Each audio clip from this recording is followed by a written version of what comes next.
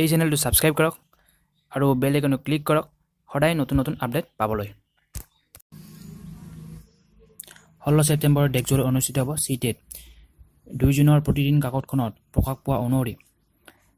দেশৰ লগতে অসমৰ শিক্ষিত নিবনুৱাৰ মাজত আশাৰ সঞ্চাৰ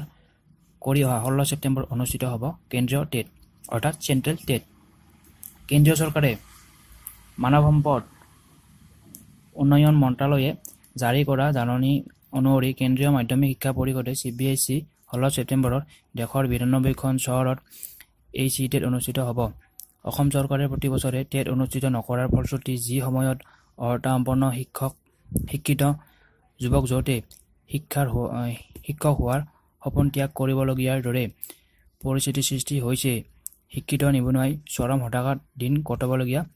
হৈছে সেই সময়তে অহা 16 ছেপ্টেম্বৰত কেন্দ্ৰীয় চৰকাৰে CTET অনুষ্ঠিত কৰাৰ ঘোষণা স্বাভাৱিকতে গুৰুত্বপূৰ্ণ হিচাপে বিবেচিত হৈছে কেন্দ্ৰীয় চৰকাৰে প্ৰকাশ কৰা জাননীখনত উল্লেখ থকা অনুসৰি 16 ছেপ্টেম্বৰৰ দিনা